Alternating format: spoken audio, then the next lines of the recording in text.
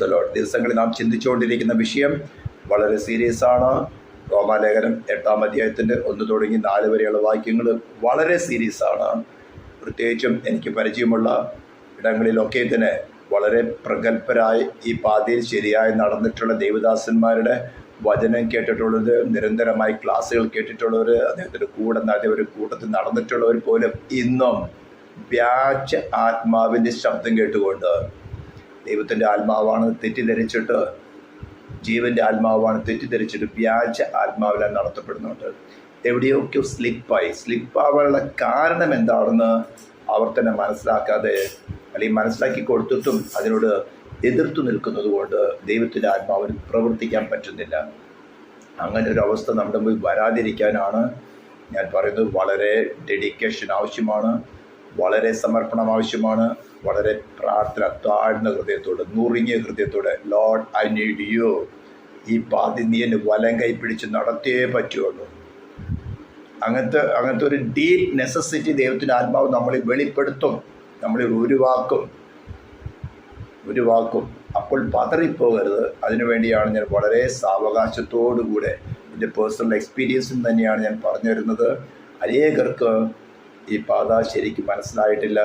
അതുകൊണ്ട് നമ്മുടെ കർത്താവിന് വളരെ താഴ്മയോടുകൂടെ, കർത്താവെ നീ എൻ്റെ വല കൈ പിടിച്ച് നടത്തണം, നീ എന്നെ നടത്തുമ്പോൾ എന്നിലുള്ള കുറവുകൾ വെളിപ്പെടുത്തുമ്പോൾ ഞാൻ പതറിപ്പോകാതെ നിൻ്റെ കൃപ കൊണ്ട് താങ്ങുമാറാകണമെന്നുള്ള വളരെ പ്രാർത്ഥനയോടുകൂടി ആയിരിക്കണമെന്ന് ഞാൻ വീണ്ടും ഓർപ്പിക്കുകയാണ്.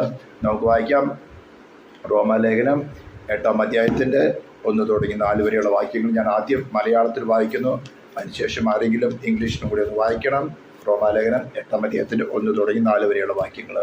സ്തോത്രം. അതുകൊണ്ട് ഇപ്പോൾ ക്രിസ്തുയേശുവിലുള്ളവർക്ക് ഒരു ശിക്ഷാവിധിയുമില്ല.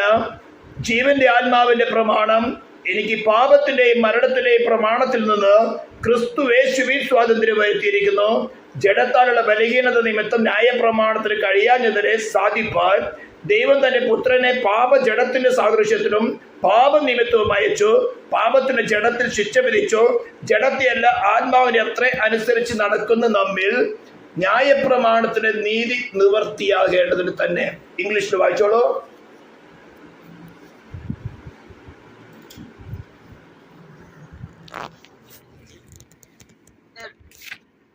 There is therefore now no condemnation to those who are in Christ Jesus, who do not walk according to the flesh, but according to the Spirit. For the law of the Spirit of life in Christ Jesus has made me free from the law of sin and death.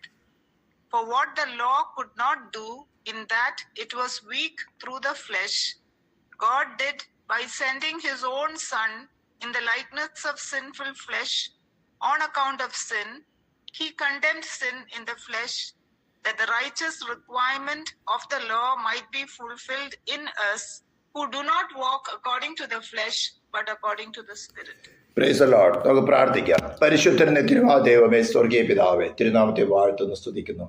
കഴിഞ്ഞ ദിവസങ്ങളിലൊക്കെയും കർത്താവേ, തിരുവഴുത്തിൽ കൂടെ ഞങ്ങളോട് സംസാരിപ്പാൻ, ഞങ്ങളുടെ ഹൃദയങ്ങൾ ഒരുക്കാൻ, നിന്റെ കർത്താപാതയിൽ നടക്കുവാൻ നീ ഞങ്ങളുടെ വലം കൈ പിടിച്ചിരിക്കാൻ സ്തോത്രം ചെയ്യുന്നു. ഞങ്ങൾക്ക് ഒരു പ്രാഗൽഭ്യവും പറയാനില്ല, ഒരു എക്സ്പീരിയൻസ് പറയുവാനില്ല കർത്താവേ. നീ ഞങ്ങളെ വലം കൈ പിടിച്ച് നടത്തിയേ മതിയാകുകയുള്ളൂ. നിന്റെ ജ്ഞാനം ഞങ്ങളിൽ പകർന്നേ മതിയാകുകയുള്ളൂ. നിന്റെ പുനരുദ്ധാന ശക്തി ഞങ്ങളുടെ സോളിൽ വെളിപ്പെടുത്തിയേ മതിയാകുകയുള്ളൂ. ഞങ്ങളുടെ കുറവുകളെ വെളിപ്പെടുത്തുമ്പോൾ, ശത്രുവിൻ്റെ ഭീഷണികൾ വെളിപ്പെടുത്തുമ്പോൾ, തീയമ്പുകളെ വെളിപ്പെടുത്തുമ്പോൾ ഞങ്ങൾ കലങ്ങിപ്പോകാതെ കർത്താവ് നിന്റെ കൃപ കൊണ്ട് ഈ ശബ്ദം കേൾക്കുന്ന ഓരോ വ്യക്തികളെയും നീ താങ്ങുമാറാകണമെന്ന് പ്രാർത്ഥിക്കുന്നു. പരിസരത്തിൻ്റെ രക്തത്താൽ ശുദ്ധീകരിക്കുന്നു. ഇലക്ട്രോണിക്സ് ഉപകരണങ്ങളെ, ഈ ശബ്ദം കേൾക്കുന്ന ഓരോരുത്തരും ഇലക്ട്രോണിക്സ് ഉപകരണങ്ങളെ നിന്റെ രക്തത്താൽ ശുദ്ധീകരിക്കുന്നു. പ്രാർത്ഥന കേട്ടതിനായി സ്തോത്രം. യേശു ക്രിസ്തുവിൻ്റെ നാമത്തിൽ തന്നെ ആമേൻ. സ്തോത്രം. നമ്മൾ കഴിഞ്ഞ ദിവസം 3ാമത്തെ മീറ്റിംഗ് ആണ് ഈ സബ്ജക്റ്റിൽ. കഴിഞ്ഞ ദിവസം നമ്മൾ അതുകൊണ്ട് എന്നതിന് ഒരു ബ്രീഫ് എക്സ്പ്ലനേഷൻ കൊടുത്തിരുന്നു. റോമാലേഖനം 7-ാം അധ്യായത്തിൽ നിന്ന് സഹോദരന്മാരെ എന്ന് ഇൻട്രൊഡ്യൂസ് ചെയ്തുകൊണ്ട് പോൾ 7th ചാപ്റ്റർ റോമാലേഖനത്തിൻ്റെ 7-ാം അധ്യായം വായിക്കുമ്പോൾ റോമിൽ യഹൂദ മതാനുസാരികളായിരുന്നവരിൽ നിന്നും ക്രൂശിക്കപ്പെട്ട ക്രിസ്തുവിൻ്റെ സുവിശേഷം കേട്ടുകൊണ്ട് വിശ്വാസത്തിലേക്ക് വന്നവരുണ്ടായിരുന്നുവെന്നും അവരോടാണ് അഡ്രസ്സ് ചെയ്യുന്നത്. പ്രത്യേകിച്ച് ചാപ്റ്റർ 7 ന്യായപ്രമാണം അറിയുന്നവരോടല്ലോ ഞാൻ സംസാരിക്കുന്നത്. ഇത് പറഞ്ഞിട്ടാണ് ന്യായപ്രമാണവും മനുഷ്യനുമായിട്ടുള്ള ബന്ധം. ന്യായപ്രമാണം അവിടെ നിന്ന് പറയുമ്പോൾ, മലയാളത്തിൽ ന്യായപ്രമാണം എന്ന് ചിന്തിക്കുമ്പോൾ പറയുമ്പോൾ പലരും തെറ്റിദ്ധരിച്ചിരിക്കുന്നത് മോശയ്ക്ക് ദൈവം സ്വന്തം വിരൽ കൊണ്ട് എഴുതി കൊടുത്ത 10 കൽപ്പനകളും തുടർന്നുള്ള ചില കൽപ്പനകളും മാത്രമാണ്. No, it's divine law, the law of God എന്ന് വേണം നമ്മൾ മനസ്സിലാക്കാൻ. അവിടെ പറഞ്ഞിരിക്കുന്നത് മനുഷ്യർ, പ്രത്യേകിച്ചോ യഹൂദന്മാർക്കെന്നോ അല്ലെങ്കിൽ ക്രിസ്ത്യാനികൾക്കൊന്നോ അല്ല, മനുഷ്യർ. അപ്പോൾ മനുഷ്യർ ജീവനോടിരിക്കുന്ന കാലത്തൊക്കെയും ദൈവത്തിൻ്റെ ലോയ്ക്ക് അവിടെ മേൽ ഒരു അധികാരമുണ്ട്. അതിന് ഒരു ഭാര്യ ഭർത്തൃ ബന്ധത്തിൽ കൂടെ താരതമ്യപ്പെടുത്തുകയാണ്. ഭർത്താവിൻ്റെ സ്ഥാനത്ത് ലോ നിൽക്കുമ്പോൾ ഭാര്യയുടെ സ്ഥാനത്ത് സകല മനുഷ്യരും നിൽക്കുന്നു. എന്നാൽ മനുഷ്യൻ തെറ്റിപ്പോയതിനു ശേഷം സെൽഫിൻ്റെ ഇച്ഛ നിവൃത്തിക്ക് വേണ്ടിയിട്ട് മനുഷ്യൻ ഏതും തോട്ടത്തിൽ നിന്ന് തന്നെ നിയമവിരുദ്ധമായിക്കൊണ്ട് കൽപ്പന ലംഘിച്ചുകൊണ്ട് വൃക്ഷഫലം തിന്നപ്പോൾ തന്നെ അവൻ്റെ ഉള്ളിൽ ഫ്ലഷ് ഒരുവായെന്നും ആ ഫ്ലഷാണ് അവൻ നിയന്ത്രിക്കുന്നതെന്നും നമ്മൾ അനേക രീതിയിൽ കൂടെ നമ്മൾ പഠിച്ചു. ദൈവം കായൻ്റെ അടുത്ത് വന്ന് ചോദിക്കുമ്പോൾ നിൻ്റെ അനുജനായ ഹാബേൽ എവിടെയെന്ന് ചോദിക്കുമ്പോൾ അവിടെ കയർക്കുന്നൊരു സ്വഭാവം നമുക്ക് കാണാൻ സാധിക്കും. ഞാൻ എന്താ എൻ്റെ അനുജൻ്റെ കാവൽക്കാരനാണോ? ആ ഫ്ലഷിൻ്റെ സ്വഭാവമാണ്. അവിടെ നിന്ന് മുന്നോട്ട് പോകുമ്പോൾ നമ്മൾ യോഹന്നാൻ സുവിശേഷം 8-ാം അധ്യായത്തിൽ 31-ാം വാക്യത്തിൽ തന്നെ വിശ്വസിച്ചവരായ യഹൂദന്മാരോട് എന്ന് പറഞ്ഞുകൊണ്ട് അതിൻ്റെ 31-ാം വാക്യം തുടങ്ങി വായിക്കുമ്പോൾ അവർ നിങ്ങൾ സത്യം പറയും, സത്യം നിങ്ങൾ സ്വതന്ത്രരാക്കുകയും ചെയ്യുന്നു പറഞ്ഞപ്പോൾ ഉടനെ അവരുടെ ഉള്ളിലുള്ളതായിട്ടുള്ള ഫ്ലഷ് തലപ്പൊക്കം തുടങ്ങി. ഞങ്ങളൊരു കാലത്തും ആർക്കും ദാസന്മാരായിരുന്നിട്ടില്ല. ഇപ്പോൾ കഠിനമായ റോമൻ്റെ ദാസ്യത്തിലിരിക്കുന്നവർ. അതിക്ക് മുമ്പ് പലരും അവർ ഭരിച്ചു. ഈജിപ്റ്റ് തുടങ്ങി ഫിലിസ്ത്യർ, ബാബിലോണ്, മെദോപെർഷ്യ, ഗ്രീസ്, ഇപ്പോഴിരിക്കുന്നത് റോമൻ്റെ ഇരുമ്പിനോട് തുല്യമായിട്ടുള്ള ഭരണത്തെ കീഴിലിരിക്കുന്നത്. എന്നിട്ട് പറയാണ് ഞങ്ങൾ ആർക്കും അടിമകളായിരുന്നിട്ടില്ല. അങ്ങനെ അവിടുന്ന് ആ ഡിസ്കോഴ്സ് കംപ്ലീറ്റ് ചെയ്യുമ്പോൾ കർത്താവ് അവരോട് പറയുന്നുണ്ട്, നിങ്ങൾ പിശാചിൻ്റെ പിതാവിൻ്റെ മക്കൾ, അതുകൊണ്ട് നിങ്ങൾ പിശാചിൻ്റെ പ്രവൃത്തി ചെയ്യാൻ നോക്കുന്നു. അവൻ ആദ്യം മുതലേ കൊലപാതകനായിരുന്നു, നിങ്ങളും എന്നെ കൊല്ലുവാൻ നോക്കുന്നു എന്നാണ് അതിൻ്റെ വലിയ ലളിതമായ അർത്ഥം. അപ്പോൾ ഇത്തരം സ്വഭാവങ്ങൾ വിശ്വസിച്ചവരിലും ഉണ്ട് എന്ന് ഇത് വളരെ കൺവിക്റ്റഡ് ആയാൽ മാത്രമേ, ഈ 7-ാം അധ്യായം ശരിക്ക് കൺവിക്റ്റഡ് ആയാൽ മാത്രമേ, അത് പഠിച്ചത് കൊണ്ട് മാത്രമായില്ല, നമ്മുടെ വ്യക്തിപരമായ സോളിൽ 2 പ്രമാണം, ഒന്ന് ജീവൻ്റെ ആത്മാവിൻ്റെ പ്രമാണം, മറ്റൊന്ന് പാപത്തിൻ്റെയും മരണത്തിൻ്റെയും പ്രമാണം. ഇത് നമ്മൾ ശരിക്കും വർക്കൗട്ട് ചെയ്യുന്നുണ്ടെന്ന് ദൈവത്തിൻ്റെ ആത്മാവ് നമുക്ക് സോളിൽ വ്യക്തിപരമായിട്ട് വെളിപ്പെടുത്തി തരുമ്പോഴാണ് പൗലോസ് പറഞ്ഞതുപോലെ അയ്യോ ഞാൻ അരിഷ്ട മനുഷ്യൻ എന്നൊരവസ്ഥയിലേക്ക് നമ്മൾ എത്തുന്നത്. ഹല്ലേലൂയ. അല്ലാത്തോടത്തോളം എത്ര ഡിഗ്രി എടുത്താലും PhD എടുത്താലും ഈ കാര്യങ്ങളെക്കുറിച്ച് വേണമെങ്കിൽ പ്രസംഗിക്കാം, ബുക്കുകൾ എഴുതാം, പക്ഷെ പേഴ്സണൽ എക്സ്പീരിയൻസ് ഇല്ലാത്തോടത്തോളം കർത്താവിൻ്റെ കൃപയാണ് എന്നെ രക്ഷിക്കുന്നതെന്ന് മനസ്സിലാക്കാൻ സാധിക്കുകയില്ല. അപ്പോൾ ഈ റോമാലേഖനം 7-ാം അധ്യായത്തിൽ അവിടെ ഭർത്താവും ഭാര്യയുമായിട്ടുള്ള ബന്ധത്തിൽ കൂടെ അത് ന്യായപ്രമാണം അല്ലെങ്കിൽ ഡിവൈൻ ലോയും സകല മാനവജാതിയും തമ്മിലുള്ള ബന്ധത്തെക്കുറിച്ച് വിവരിക്കുകയാണ്. എന്നിട്ട് പറയുകയാണ്, ഭർത്താവ് ജീവിച്ചിരിക്കുന്നിടത്തോളം കാലം ഭാര്യ വേറൊരു പുരുഷനായി കഴിഞ്ഞാൽ അവൾക്ക് വ്യഭിചാരിണി എന്ന് പേര് വരും. എന്നാൽ ഭർത്താവ് മരിച്ചു കഴിഞ്ഞാൽ അവൾക്ക് വേണമെങ്കിൽ വേറൊരു പുരുഷന് ഭാര്യയുമായി വേണമെങ്കിൽ ആയിത്തീരാം. സ്തോത്രം. എന്നിട്ട് പറയുകയാണ് ഉയർത്തെന്നുവെച്ച് വേറൊരുവനാകേണ്ടതിന്. അപ്പോൾ വിശ്വസിക്കുന്ന ഒരു വ്യക്തിത്വം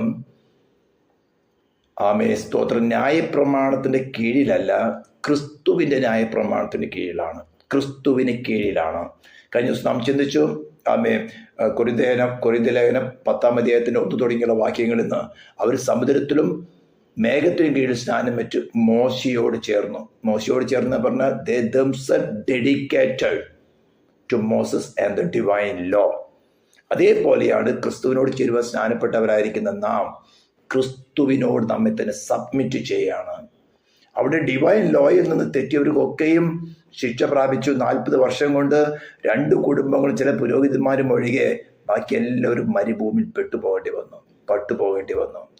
അതേക്കാളും സീരിയസ് ആണ് ക്രിസ്തുവിനോട് ചേർന്നതിന് ശേഷം ആത്മീക പരസംഗത്തിലേക്ക് പോയി കഴിഞ്ഞാൽ ആത്മീകമായിട്ട് മരിക്കും. അവിടെയാണ് നമ്മൾ ഈ പഠിച്ചത് വാക്യത്തിൻ്റെ ഇമ്പോർട്ടൻസ് വരുന്നത്. പാപത്തിൻ്റെയും മരണത്തിൻ്റെയും പ്രമാണം, ജീവൻ്റെ ആത്മാവിൻ്റെ പ്രമാണം. ഏദൻ തോട്ടത്തിൽ ഒരു ഫിസിക്കലായിരുന്ന വൃക്ഷഫലം അവളുടെ ശരീരത്തിലല്ലായിരുന്നു, പുറത്തായിരുന്നു. നല്ല ഓപ്ഷനുണ്ട്. ആമേ, എനിക്ക് തിന്നേ വേണ്ട, നിയമം തന്നിട്ടുണ്ട്, ആ വൃക്ഷഫലം തിന്നരുത്, തിന്നുന്ന നാൾ നീ മരിക്കും. ഇന്ന് നമ്മുടെ അകത്താണ് മരണത്തിന് കാരണമായിരിക്കുന്ന വൃക്ഷഫലം. ഏദൻ തോട്ടത്തിൽ പുറത്തായിരുന്നു, മനുഷ്യൻ്റെ ഉള്ളിലല്ലായിരുന്നു. ഏദൻ തോട്ടത്തിൽ തന്നെയായിരുന്നു അമ്മേ, പക്ഷേ അവരിൽ നിന്ന് അവരുടെ ഉള്ളിലല്ല. പുതിയ നിയമവിശ്വാസികൾ നമ്മുടെ അകത്താണിത്, പാപത്തിൻ്റെയും മരണത്തിൻ്റെയും പ്രമാണം. അതപ്പോൾ എക്സ്പ്ലെയിൻ ചെയ്യുന്നത്. ഹല്ലേലൂയ. എനിക്ക് നന്മ ചെയ്യാൻ എനിക്ക് ആഗ്രഹമുണ്ട്, പക്ഷെ ഞാൻ ഇച്ഛിക്കാത്ത തിന്മയത്ര ഞാൻ ചെയ്യുന്നത്. ഞാൻ ഇച്ഛിക്കാത്ത തിന്മ ഞാൻ ചെയ്യുന്നെങ്കിലും അത് ഞാനല്ല, എന്നിൽ വസിക്കുന്ന പാപമത്രേ. അങ്ങനെ അവൻ്റെ ബുദ്ധിയിലോട് പോരാടുന്ന ഒരു പാപത്തിൻ്റെ പ്രമാണമുണ്ടെന്നും, എന്നാൽ അവൻ്റെ ഹൃദയത്തിൽ ജീവനുള്ള ദൈവത്തോട് വാഞ്ചയുണ്ടെന്നും ജീവൻ്റെ ആത്മാവിൻ്റെ പ്രമാണം അനുസരിച്ച് നടക്കണമെന്നുള്ള ആഗ്രഹമുണ്ട്. പക്ഷേ ആ ജീവൻ്റെ ആത്മാവിനോട് വാദിക്കുന്ന പൊരുതുന്ന ഒരു ബുദ്ധിയുടെ പ്രമാണം, പാപത്തിൻ്റെയും മരണത്തിൻ്റെയും പ്രമാണം. അപ്പം എന്ന് പറഞ്ഞാൽ പാപത്തിൻ്റെയും മരണത്തിൻ്റെയും പ്രമാണത്തിൽ നാം എപ്പോഴെങ്കിലും ഒരു പ്രവൃത്തിയിൽ കൊണ്ടുവന്നാൽ നാം ആത്മീയമായിട്ട് മരിക്കുകയാണ്. അങ്ങനെ നാം ഒരു അരിഷ്ട മനുഷ്യൻ, അയ്യോ ഞാൻ റിച്ചർഡ്, എനിക്ക് ചെയ്യാൻ ആഗ്രഹിക്കുന്ന നന്മ എനിക്ക് ചെയ്യാൻ പറ്റുന്നില്ലല്ലോ എന്ന് നാം കൺവിക്റ്റഡ് ആകുമ്പോഴാണ് ദൈവത്തിൻ്റെ പരിശുദ്ധാത്മാവ് ഉയർത്തെഴുന്നേറ്റവനെ ക്രിസ്തുവിനെ നമ്മുടെ സോളിൽ വെളിപ്പെടുത്തുന്നത്. ക്രിസ്തുവിനെ കുറിച്ചുള്ളൊരു പെരിഫറലായിട്ടുള്ള നോളജ് അല്ല വിശ്വാസം, അത് ആവശ്യമാണ്. ആ നോളജിൽ കൂടെ മാത്രമേ നമുക്ക് ക്രിസ്തുവിനെ നമ്മുടെ ഹൃദയത്തിൽ നമ്മുടെ ലൈഫിനെയാണ് നാം ഏൽപ്പിച്ചു കൊടുക്കുന്നത്. നമ്മുടെ എറ്റേണൽ ലൈഫിനെ, നിത്യമായി നമ്മുടെ ജീവിതത്തെയാണ് ഉയർത്തെഴുന്നേറ്റവനെ ക്രിസ്തുവിനെ നാം ഏൽപ്പിക്കുന്നത്. അതാണ് സുവിശേഷം നമുക്ക് തന്നിരിക്കുന്നത്. ഹല്ലേലൂയ, സ്തോത്രം. ഇപ്പോൾ ഇതൊക്കെ ഞാൻ കഴിഞ്ഞ ദിവസം പറഞ്ഞിരുന്നു, വ്യാജ സുവിശേഷങ്ങളുടെ ഉത്ഭവം എങ്ങനെയാണ്, ഇത്തരം കാര്യങ്ങളിലേക്ക് വീണ്ടും പോകുന്നില്ല. ഇന്ന് തുടങ്ങി നമുക്ക് ഈ റോമാലേഖനം 8-ാം അധ്യായത്തിൻ്റെ 1 തുടങ്ങിയുള്ള വാക്യങ്ങൾ നമുക്ക് ചിന്തിക്കണം. സ്തോത്രം. നമ്മൾ അതിൻ്റെ സ്റ്റെപ്പിലേക്ക് കടന്നു വരികയാണ്. അപ്പോൾ ആദ്യത്തെ കാര്യം തന്നെ നമ്മൾ ചിന്തിക്കുന്നത്, അപ്പോൾ കഴിഞ്ഞ ദിവസങ്ങളിലൊക്കെ നാം ചിന്തിച്ചത് എന്തുകൊണ്ടാണെന്നായിരുന്നു നാം ചിന്തിച്ചത്. എന്തുകൊണ്ടാണ് നാം ചിന്തിച്ച് നമുക്ക് കൺവിക്റ്റഡായി എല്ലാ വിശ്വാസികളിലും 2 പ്രമാണമുണ്ട്. അവിശ്വാസികളിൽ ഒരു പ്രമാണമേ ഉള്ളൂ, അവർ പാപത്തിൻ്റെ പ്രമാണം മാത്രമേ ഉള്ളൂ. അതുകൊണ്ട് അവർ പാപം ചെയ്തുകൊണ്ട് ജീവിക്കുന്നു, പാപത്തിൽ രസിക്കുന്നു. മനസ്സിലാവുന്നുണ്ടോ? അവിശ്വാസികളിൽ ജീവന്റെ ആത്മാവിന് പ്രമാണമില്ല, അവരിൽ പാപത്തിൻ്റെയും മരണത്തിൻ്റെയും പ്രമാണം മാത്രമേ ഉള്ളൂ. ക്രിസ്തുവിനെ ഹൃദയത്തിൽ വാഴുവാൻ, കർത്താവായി ഹൃദയത്തിൽ വാഴുവാൻ സ്വീകരിക്കാത്ത യാതൊരു വ്യക്തിയിലും ജീവന്റെ ആത്മാവിന്റെ പ്രമാണമില്ല. ചില നല്ല പ്രവൃത്തികളൊക്കെ ചെയ്തുകൊണ്ടായിരിക്കാം, പക്ഷേ അതൊക്കെ അവർ ബുദ്ധി കൊണ്ട് ചെയ്യുന്നതാണ്. ഇതാണ് വഞ്ചന നടക്കുന്നത്. അപ്പോൾ അവർ വിചാരിക്കും ഞങ്ങൾ നല്ല പ്രവൃത്തിയാണല്ലോ ചെയ്യുന്നത്, ഞങ്ങൾ വചനം വായിക്കുന്നുണ്ട്, പാട്ട് പാടുന്നുണ്ട്, പ്രാർത്ഥിക്കുന്നുണ്ട്, ഞങ്ങൾ നല്ല പ്രവൃത്തി ചെയ്യുന്നുണ്ട്, ആർക്കും ദോഷമൊന്നും ചെയ്യുന്നില്ല എന്ന് പറഞ്ഞുകൊണ്ട് വേണമെങ്കിൽ മുന്നോട്ട് പോകും. പക്ഷേ ക്രിസ്തുവിനെ ഹൃദയത്തിൽ വാഴുവാൻ സ്വീകരിച്ച് അവനുമായിട്ട് അനുസരണത്തിൽ വരാത്ത ഏതൊരു വ്യക്തിയായിരുന്നാലും, പോപ്പായിരുന്നാലും തിരുവേനിമാരായിരുന്നാലും ആര് തന്നെയായിരുന്നാലും, അവരിൽ വാഴുന്നത് പാപത്തിൻ്റെയും മരണത്തിൻ്റെയും പ്രമാണമാണ്. എന്നാൽ വീണ്ടും ജനനം പ്രാപിച്ച്, ക്രിസ്തുവാകുന്ന ബീജത്താൽ വീണ്ടും ജനനം പ്രാപിച്ച് ദൈവാനുരൂപമായി സൃഷ്ടിക്കപ്പെട്ട പുതുമനുഷ്യനകത്ത് വന്നാൽ അതിന് വസിക്കുന്നതായ ജീവന്റെ ആത്മാവിന്റെ പ്രമാണം അവിടെ നിന്നേ സ്റ്റാർട്ട് ചെയ്യുന്നുള്ളൂ. അതുവരെയും പാപത്തിന്റെയും മരണത്തിന്റെയും പ്രമാണമാണ്. വിശ്വാസികളിൽ ക്രിസ്തുവിനോട് ചേരുവ സ്നാനം പറ്റി ക്രിസ്തുവിൽ വീണ്ടും ജനനം പ്രാപിച്ച് ക്രിസ്തുവിലായിരിക്കുന്ന ഒരു വ്യക്തിയെ കുറിച്ചാണ് പറയുന്നത്. 2 പ്രമാണങ്ങൾ അവർ പ്രവർത്തിക്കുന്നു. ജീവന്റെ ആത്മാവിന്റെ പ്രമാണം അനുസരിച്ചാൽ നിത്യമായ ജീവൻ, പാപത്തിന്റെയും മരണത്തിന്റെയും പ്രമാണത്തിന് കീഴ്പ്പെട്ട് കഴിഞ്ഞാൽ അവിടെ പറഞ്ഞിരിക്കുന്നത് മരണത്തിന്റെ പ്രമാണം, നിത്യമായ മരണം. അപ്പൊ ഇന്ന് നമുക്ക് ചിന്തിക്കാനുള്ളത് സ്തോത്രം. അതുകൊണ്ടുള്ളൊരു എക്സ്പ്ലനേഷൻ ചെയ്തു കഴിഞ്ഞു. നമ്മൾ കൺവിക്റ്റഡായി വിശ്വാസികളില് 2 പ്രമാണമുണ്ട്. ഒന്ന് ജീവന്റെ ആത്മാവിന്റെ പ്രമാണം, മറ്റൊന്ന് ബുദ്ധിയോട് പോരാടുന്ന പാപത്തിന്റെയും മരണത്തിന്റെയും പ്രമാണം. ഇത് നമുക്ക് വ്യക്തിപരമായി നമ്മുടെ സോളിൽ പരിശുദ്ധ ആത്മാവ് വെളിപ്പെടുത്തി തരണം. ഇതിപ്പോ നമുക്ക് വചനത്തിൽ കൂടെ പെർഫെക്റ്റ് ആയിട്ടുള്ള തിയറികൾ സ്ഥാപിക്കാം. 2 3 തെളിവുകൾ പഴയ നിയമത്തിൽ നിന്ന് പുതിയ നിയമത്തിൽ നിന്ന് എടുത്ത് അപ്പസ്തോലന്മാരും കർത്താവും പഠിപ്പിച്ച കാര്യങ്ങൾ വെച്ചുകൊണ്ട് തന്നെ പെർഫെക്റ്റ് ആയിരിക്കും തിയറി സ്ഥാപിക്കാം. പക്ഷേ അതുകൊണ്ട് നമുക്ക് രക്ഷ പ്രാപിക്കാൻ പറ്റില്ല. അതിൽ കൂടെ നാം ക്രിസ്തു ആരാണെന്ന് മനസ്സിലാക്കി ക്രിസ്തുവിനെ നമ്മുടെ ഹൃദയത്തിൽ വാഴുവാൻ സ്വീകരിച്ച് ജീവന്റെ ആത്മാവിന്റെ പ്രമാണത്തിൽ നടന്നാൽ മാത്രമേ നമുക്ക് എറ്റേണൽ സാൽവേഷൻ കരസ്ഥമാക്കാൻ പറ്റുകയുള്ളൂ. സ്തോത്രം. ഇന്ന് നാം ചിന്തിക്കാൻ പോകുന്നത് ക്രിസ്തുവേശുവിലുള്ളവർക്ക് ഒരു ശിക്ഷാവിധിയുമില്ല. ഇപ്പോൾ ക്രിസ്തുവേശുവിലുള്ളവർക്ക് ഒരു ശിക്ഷാവിധിയുമില്ല. ഇത് മനസ്സിലാക്കണമെങ്കിൽ 2 പ്രധാനപ്പെട്ട ടേംസ് ആണ് അവിടെ പറഞ്ഞിരിക്കുന്നത്. ഒന്ന് ക്രിസ്തുവേശുവിലുള്ളവർക്ക്, മറ്റൊന്ന് ശിക്ഷാവിധി. ഈ 2 കാര്യം ശരിക്കും ഒന്ന് മനസ്സിലാക്കിയാല് ഞാൻ ക്രിസ്തുവേശുവിലാണോ അല്ലയോ, എന്റെ മേൽ വാഴുന്നത് നിത്യമായ മരണമാണോ അല്ലെങ്കിൽ ശിക്ഷാവിധിയാണോ അല്ലെങ്കിൽ നിത്യജീവനാണോ, ഞാൻ യാത്ര ചെയ്തുകൊണ്ട് ഞാൻ വഹിച്ചുകൊണ്ട് നടക്കുന്നത് നിത്യമായ മരണം അതായത് ശിക്ഷാവിധിയാണോ ഞാൻ വഹിച്ചുകൊണ്ട് നടക്കുന്നത്, അല്ല ഞാൻ നിത്യജീവനിൽ തന്നെയാണോ എന്ന് നമുക്ക് മനസ്സിലാക്കാൻ പറ്റുള്ളൂ. ഞാൻ വീണ്ടും പറയുന്നു, ഇപ്പോൾ നേരത്തെ പറഞ്ഞ കാര്യങ്ങളെ എക്സ്പ്ലെയിൻ ചെയ്തുകൊണ്ട് പറയാണ്, ഇപ്പോൾ പ്രസന്റ് ടെൻസിൽ പറയാണ് ക്രിസ്തുവേശുവിലുള്ളവർക്ക് ഒരു ശിക്ഷാവിധിയുമില്ല. അപ്പൊ ഈ ശിക്ഷാവിധി അല്ലെങ്കിൽ ഇംഗ്ലീഷിലാണെങ്കിൽ കണ്ടംനേഷൻ, അതിന്റെ ഗ്രീക്ക് പദം പഠിക്കുകയാണെങ്കിൽ പറയുന്നത് സെപ്പറേഷൻ. ശിക്ഷാവിധി എന്ന് പറഞ്ഞാൽ സെപ്പറേഷൻ ഫ്രം ഗാഡ്. ഇതാണ് ശിക്ഷാവിധി എന്നതിന്റെ അർത്ഥം. ആമേൻ. 1-2 പദങ്ങൾ അതിൽ ഉപയോഗിച്ചിട്ടുണ്ട്. 1-2 പദങ്ങൾ ഉപയോഗിച്ചിട്ട് അതിന്റെ കോമൺ മീനിങ് എന്ന് പറയുന്നത് സെപ്പറേഷൻ ഫ്രം ഗോഡ്. എങ്ങനെയാണ് ശിക്ഷാവിധി നമ്മൾ ഇന്ന് അകന്നു പോകുന്നത്, എന്താണ് ശിക്ഷാവിധി അല്ലെങ്കിൽ ന്യായവിധി എന്ന് പറയുന്നത് മനസ്സിലാക്കണമെങ്കിൽ യോഹന്നാൻ എഴുതിയ സുവിശേഷം എല്ലാവരും എടുക്കണം. 3-ാം അധ്യായം യോഹന്നാൻ ചാപ്റ്റർ 3 എടുക്കണം. ഞാനതിൽ 18-19 വാക്യങ്ങൾ വായിക്കുകയാണ്. നല്ലൊരു ഡെഫിനിഷൻ അവിടെ വളരെ വ്യക്തമായിട്ട് കൊടുത്തിട്ടുണ്ട്. അത് ഇംഗ്ലീഷിലും കൂടെ വായിക്കണം. ആദ്യം ഞാൻ മലയാളത്തില് Gospel of John chapter 3 verses 18 and 19 ആണ് നമുക്ക് വായിക്കേണ്ടത്. ഞാൻ മലയാളത്തിൽ ആദ്യം വായിക്കുന്നു. Verse 18.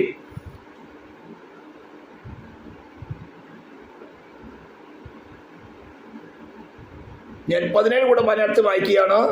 ദൈവം തന്റെ പുത്രനെ ലോകത്തിൽ അയച്ചത് ലോകത്തെ വിധിപ്പാനല്ല, ലോകം അവനാൽ രക്ഷിക്കപ്പെടുവാൻ അത്രേ. ഇത് വേറൊരു സബ്ജക്റ്റ്. അടുത്ത വാക്യം, അവനിൽ വിശ്വസിക്കുന്നവന് ന്യായവിധി ഇല്ല. അവനിൽ വിശ്വസിക്കുന്നവന് ന്യായവിധി ഇല്ല. വീണ്ടും വായിക്കുന്നു. സ്തോത്രം. വിശ്വസിക്കാത്തവന് ദൈവത്തിന്റെ ഏകജാതനായ പുത്രന്റെ നാമത്തിൽ വിശ്വസിക്കായാൽ ന്യായവിധി വന്നു കഴിഞ്ഞു. വളരെ ഡീപ്പ് ആയിട്ട് ചിന്തിക്കേണ്ട വിഷയങ്ങളാണ്. വേഴ്സ് 19 ഞാൻ വായിക്കുന്നു. ന്യായവിധി എന്നതോ വെളിച്ചം ലോകത്തിൽ വന്നിട്ടും മനുഷ്യരുടെ പ്രവൃത്തി ദോഷമുള്ളത് ആകിയാൽ അവർ വെളിച്ചത്തേക്കാൾ ഇരുളിനെ സ്നേഹിച്ചത് തന്നെ. സ്തോത്രം. മലയാളത്തിൽ വ്യക്തമായി ഞാൻ വീണ്ടും വേഴ്സ് 18-19 വായിക്കുന്നു. അവനിൽ വിശ്വസിക്കുന്നവന് ന്യായവിധി ഇല്ല. വിശ്വസിക്കാത്തവന് ദൈവത്തിന്റെ ഏകജാതനായ പുത്രന്റെ നാമത്തിൽ വിശ്വസിക്കാകിയാൽ ന്യായവിധി വന്നു കഴിഞ്ഞു. ന്യായവിധി എന്നതോ വെളിച്ചം ലോകത്തിൽ വന്നിട്ടും മനുഷ്യരുടെ പ്രവൃത്തി ദോഷമുള്ളതാകിയാൽ അവർ വെളിച്ചത്തെക്കാൾ ഇരുളിനെ സ്നേഹിച്ചത് തന്നെ. സ്തോത്രം. ഇംഗ്ലീഷിലൊന്ന് വായിച്ചോളൂ.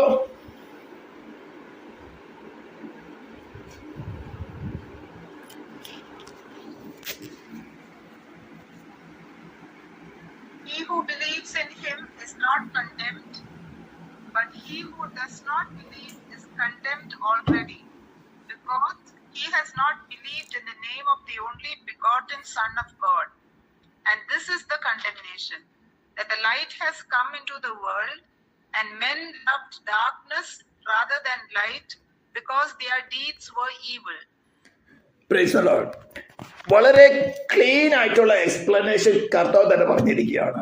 ന്യായവിധി എന്നതോ വെളിച്ചം ലോകത്തിൽ വന്നിട്ടും, വെളിച്ചം എന്ന് പറയുമ്പോൾ ആരാ? ഒരു വസ്തുവാണോ ഒരു പേഴ്സൺ ആണോ? ക്രിസ്തുവിനെ കുറിച്ച് പറഞ്ഞിരിക്കുന്നത്. ഹല്ലേലൂയ. വെളിച്ചം ലോകത്തിൽ വന്നിട്ടും മനുഷ്യരുടെ പ്രവൃത്തി ദോഷമുള്ളതാകിയാൽ അവർ വെളിച്ചത്തെക്കാൾ ഇരുളിനെ സ്നേഹിച്ചത് തന്നെ. അപ്പൊ നല്ല ഡെഫിനിഷൻ ഉണ്ട്. വളരെ സീരിയസ് ആയ വിഷയമാണ്, വളരെ സീരിയസ് ആയ വിഷയമാണ്. വെളിച്ചം ലോകത്തിൽ വന്നു എന്ന് പറയുമ്പോൾ ക്രിസ്തു ലോകത്തിൽ വന്ന വിഷയമല്ല. നമ്മുടെ പേഴ്സണൽ റിലേഷനില് ക്രിസ്തു നമ്മുടെ സോളിൽ തന്നെ തന്നെ വെളിപ്പെടുത്തുവാൻ തക്കവണ്ണം വന്നപ്പോൾ മനസ്സിലാക്കണം. അതെങ്ങനെയാണ്? സുവിശേഷത്തിൽ കൂടെ. സുവിശേഷത്തിൽ കൂടെ മാത്രമേ ക്രിസ്തുവിനെ നമുക്ക് വെളിപ്പെട്ട് കിട്ടുകയുള്ളൂ. ദൈവത്തിന്റെ ആത്മാവ് ദൈവവചനത്തിൽ കൂടെയാണ് ക്രിസ്തുവിനെ കുറിച്ച് നമുക്ക് മനസ്സിലാക്കി തരുന്നത്. ആ സമയത്ത് നമ്മുടെ പാപ സ്വഭാവത്തെ ഘട്ടം ഘട്ടമായിട്ട് വെളിപ്പെടുത്തും. ഘട്ടം ഘട്ടമായിട്ട് എന്ന് പറയുമ്പോൾ തെറ്റിദ്ധരിക്കരുത്. സ്തോത്രം. ഒരു ഒറ്റ മൂമെന്റിലല്ല നടക്കുന്നത്. ചിലപ്പോൾ ചില ദിവസങ്ങൾ എടുക്കും. അത് ഓരോ വ്യക്തികളോട് പേഴ്സൺ ടു പേഴ്സൺ ഡിഫറെന്റ് ആയിരിക്കും. പാപത്തിൽ നിന്ന് രക്ഷിക്കാതെ, ശ്രദ്ധിച്ചു കേൾക്കണം, പാപത്തിൽ നിന്ന് രക്ഷിക്കാതെ ഒരു മനുഷ്യനെയും മരണത്തിൽ നിന്ന് രക്ഷിപ്പാൻ, നിത്യമായ മരണത്തിൽ നിന്ന് രക്ഷിപ്പാൻ ദൈവത്തിന് സാധ്യമല്ല. വീണ്ടും പറയുന്നു, പാപത്തിൽ നിന്ന് ഒരു വ്യക്തിയെ രക്ഷിക്കാതെ എറ്റേണൽ സെപ്പറേഷനിൽ നിന്ന്, കണ്ടമിനേഷനിൽ നിന്ന് രക്ഷിപ്പാൻ ദൈവത്തിന് ഒരു മനുഷ്യനെ രക്ഷിപ്പാൻ സാധ്യമല്ല. അപ്പൊ പാപത്തിൽ നിന്ന് രക്ഷിക്കണമെങ്കിൽ പാപത്തെ കുറിച്ച് എക്സ്പോസ് ചെയ്യണം. അതാണ് പറഞ്ഞത്. ന്യായവിധി എന്നതോ വെളിച്ചം ലോകത്തിൽ വന്നിട്ടും മനുഷ്യരുടെ പ്രവൃത്തി ദോഷമുള്ളതാകിയാൽ അവർ വെളിച്ചത്തെക്കാൾ ഇരുളിനെ സ്നേഹിച്ചത് തന്നെ. അപ്പൊ രണ്ട് പ്രവൃത്തിയും ഇന്ന് ലോകത്തിൽ നടക്കുന്നുണ്ട്. വെളിച്ചത്തെ കുറിച്ച് പ്രസംഗിക്കുന്നവരുണ്ട്, യേശുവിന്റെ നാമം തന്നെ എടുത്തുകൊണ്ട് ഇരുള് പ്രസംഗിക്കുന്നവരുണ്ട്. മനുഷ്യന്റെ പ്രവൃത്തി ദോഷമുള്ളതാകിയാൽ എന്ന് പറഞ്ഞാൽ ക്രിസ്തുവിനെ സോഷ്യൽ വെൽഫെയർ സെന്ററായിട്ട് പ്രസംഗിക്കുന്നതും ഇതിൽപ്പെട്ടതാണ്. ഇപ്പൊ മനുഷ്യരുടെ പ്രവൃത്തി, അത് നമ്മള് 2 തെസ്സലോനിക്കയിൽ വായിച്ചാൽ വളരെ വ്യക്തമായിട്ട് മനസ്സിലാകുന്നുണ്ട്.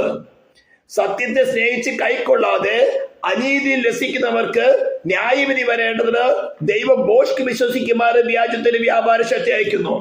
സത്യത്തെ സ്നേഹിച്ച് കൈക്കൊള്ളാൻ സത്യത്തെ അവർക്ക് വെളിപ്പെടുത്തി കൊടുക്കുന്നുണ്ട്. സത്യത്തെ കുറിച്ച്, സത്യം എന്ന് പറഞ്ഞ ക്രിസ്തു തന്നെ, ക്രിസ്തുവിനെ കുറിച്ച് ആ നെസസിറ്റി, ക്രിസ്തു മനുഷ്യമായിട്ടുള്ള ബന്ധം എന്താണെന്നും നിനക്ക് ക്രിസ്തുവിന്റെ ആവശ്യകത എന്താണെന്നും വളരെ വ്യക്തമായിട്ട് പ്രസംഗങ്ങളിൽ കൂടെ നിന്റെ സോളിൽ വെളിപ്പെട്ട് കിട്ടിയിട്ടും നിന്റെ പ്രവൃത്തി ദോഷമുള്ളതാകിയാൽ നീ വെളിച്ചത്തെക്കാൾ ഇരുളിനെ സ്നേഹിച്ചു തന്നെ. അതാണ് ഇന്ന് മിക്കവാറും സുവിശേഷങ്ങളിൽ കൂടെ നടക്കുന്നത്. ശാരീരികമായ സുഖ സൗകര്യങ്ങൾക്ക് വേണ്ടി, ഭൗതികമായ അനുഗ്രഹങ്ങൾക്ക് വേണ്ടി, സമാധാനത്തിന് സ്വസ്ഥതയോടുകൂടെ ജീവിതത്തിന് വേണ്ടി അങ്ങനെ ക്രിസ്തുവിനെ സോഷ്യൽ വെൽഫെയർ സെന്ററായിട്ട് പ്രസംഗിക്കുന്നിടത്ത് നടക്കുന്നത് ഇരുളിനെ സ്നേഹിക്കുന്ന പ്രവൃത്തിയാണ്. ഇനി അതിന്റെ തൊട്ടു മുമ്പിലത്തെ വാക്യം, 8-ാം വാക്യം, 18-ാം വാക്യം വായിക്കുമ്പോൾ അവനിൽ വിശ്വസിക്കുന്നവന് ന്യായവിധി ഇല്ല. ക്രിസ്തുവിൽ വിശ്വസിക്കുക എന്ന് പറഞ്ഞാൽ, ഞാൻ പല പ്രാവശ്യം മാസങ്ങളായിട്ട് എടുത്തു പറഞ്ഞ അവനെ കുറിച്ച് ചരിത്രപരമായിട്ടുള്ള നോളജും അതിനുള്ള വിശ്വാസമല്ല. നമ്മുടെ ഹൃദയത്തിൽ വാഴുവാൻ സ്വീകരിച്ച് അവനുമായിട്ട് ഒന്നായിട്ടുള്ള യാത്രയാണ് വിശ്വാസം എന്ന് പറയുന്നത്. മറ്റ് പെരിഫറൽ ആയിട്ടുള്ള വിശ്വാസം ദുഷ്ടാത്മാക്കൾക്കുമുണ്ട്, പിശാചുകൾക്കുമുണ്ട് എന്നാണ് യാക്കോബ് തന്റെ ലേഖനത്തിൽ വളരെ വ്യക്തമാക്കി പറഞ്ഞിട്ടുള്ളത്. സ്തോത്രം. അപ്പോൾ വിശ്വാസം എന്നത് നമുക്ക് വേണ്ടി ഡെഫിനിഷൻ പറയാം. ഡെഫിനിഷൻ കൊണ്ട് കാര്യമില്ല. ക്രിസ്തുവിനെ നമ്മുടെ ഹൃദയത്തിൽ വാഴുവാൻ സ്വീകരിച്ച് അവനുമായിട്ട് ഒന്നായി തീരണം. അതിന്റെ നെസസിറ്റിയാണ് റോമലേഖനം 7-ാം അധ്യായത്തിൽ ഡീപ്പായിട്ട് പൗലോസ് വെളിപ്പെടുത്തുന്നത്. അപ്പോൾ ഇവിടെ പറഞ്ഞിരിക്കുന്നത് 18-ാം വാക്യത്തിൽ അവനിൽ വിശ്വസിക്കുന്നവന് ന്യായവിധി ഇല്ല. നാം റോമലേഖനം 8-ാം അധ്യായത്തിൽ വായിക്കുന്നത് എങ്ങനെയാണ്? ഇപ്പോൾ ക്രിസ്തുവേശുവിനുള്ളവർക്ക് ഒരു ശിക്ഷാവിധിയും ഇല്ല. ആ വാക്യത്തെ ഇവിടെ നിന്ന് കൊണ്ടുവന്ന് നോക്കിയേ.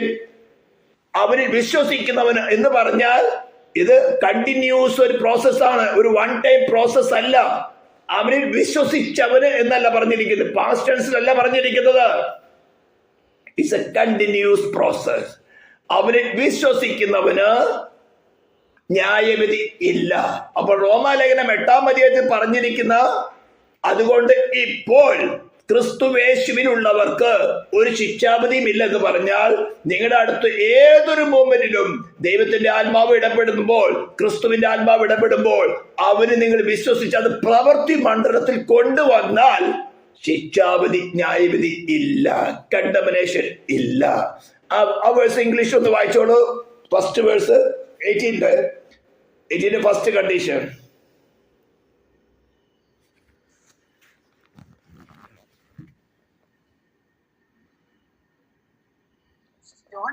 അതന്നെ സെയിം വായിച്ച് തന്നെ. He who believes in him is not condemned, but he who does. അത് മതി. He who believes in him, believed എന്നല്ല എഴുതിയിരിക്കുന്നത്. ഒരിക്കൽ പലരും തെറ്റിദ്ധരിച്ചിരിക്കുന്നത് ഞാൻ ഒരു പ്രാവശ്യം രക്ഷിക്കപ്പെട്ടു, അതൊരു പഴഞ്ചലായി തീർന്നിരിക്കല്ലോ. രക്ഷിക്കപ്പെട്ട് സ്നാനപ്പെട്ടു കഴിഞ്ഞു എന്നൊക്കെ അറിഞ്ഞിരിക്കുന്നത്. He who believes, ഫാസ്റ്റേഴ്സിലല്ല എഴുതിയിരിക്കുന്നത്. അവന് വിശ്വസിക്കുന്നവന് ന്യായവിധി ഇല്ല. അടുത്ത വാക്യം എന്താണ്? സ്തോത്രം. But he who does not believe is condemned already. He who does not believe. ഇവിടെ മലയാളത്തിൽ വായിക്കുന്ന സ്തോത്രം, വിശ്വസിക്കാത്തവന് ദൈവത്തിന്റെ ഏകജാതനായ പുത്രന്റെ നാമത്തിൽ വിശ്വസിക്കായാൽ ന്യായവിധി ഇനി വരുമെന്നല്ല പറഞ്ഞിരിക്കുന്നത്, വന്നു കഴിഞ്ഞു. The movement ജീവന്റെ ആത്മാവിന്റെ പ്രമാണത്തെ എന്ന് പറഞ്ഞ ക്രിസ്തുവിന്റെ ആത്മാവിന് നമ്മുടെ ഉള്ളിൽ വസിക്കുവാൻ നാം വിളിച്ചു വരുത്തിയ ക്രിസ്തുവിന്റെ ആത്മാവിന് ഏത് നാമത്തിൽ നാം വിശ്വസിക്കുന്നില്ലയോ, the movement നടക്കുന്നത് കണ്ടംനേഷൻ, സെപ്പറേഷൻ ഫ്രം ഗോഡ്. ഇതാണ് ഈ വാക്യത്തിന്റെ സീരിയസ്നെസ്.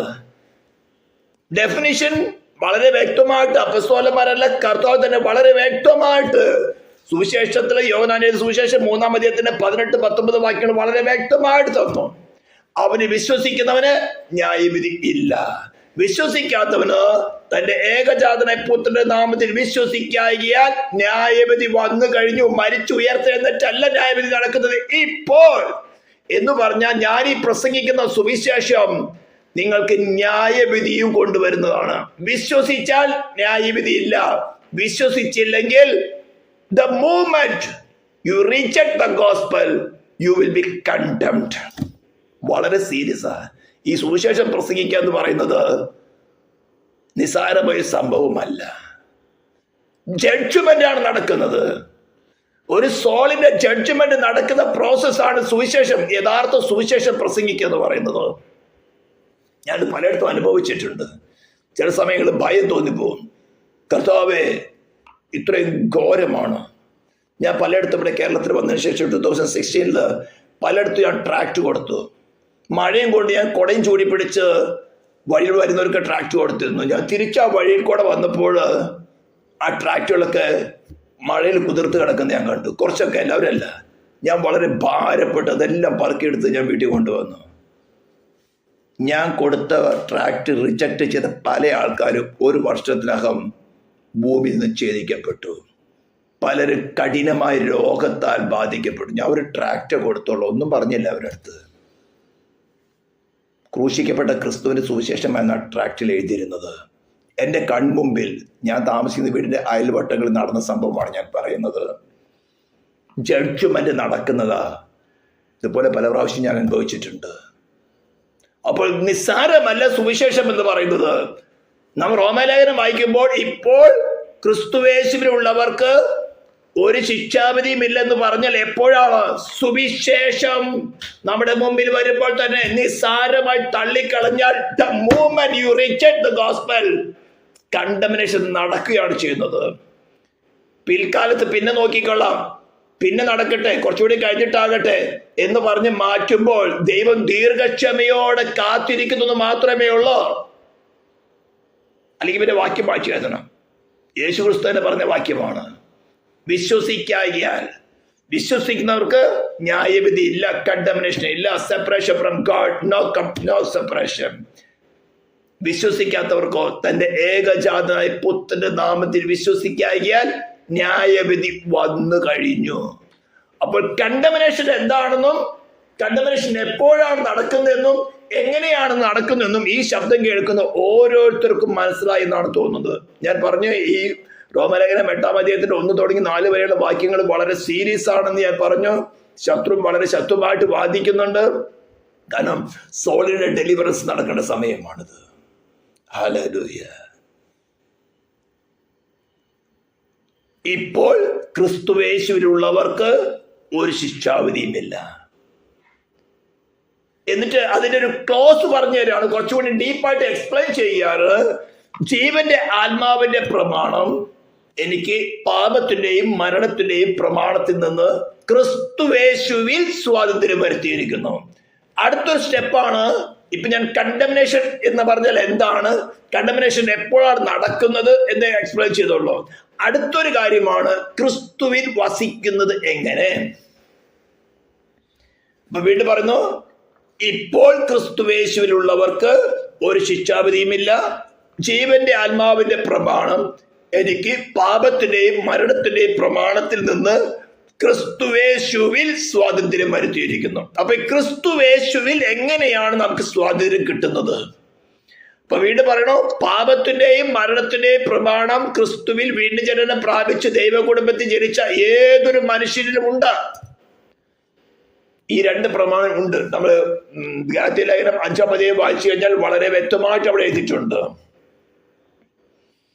എങ്ങനെയാണ് നമുക്ക് ക്രിസ്തുവിൽ വസിക്കാൻ സാധിക്കുന്നത്? അപ്പൊ ഇന്ന് ഞാൻ ഒരു ടോപ്പിക്, വളരെ ചെറുതായിട്ട് ഒരു ടോപ്പിക് മാത്രമേ പറഞ്ഞുള്ളൂ.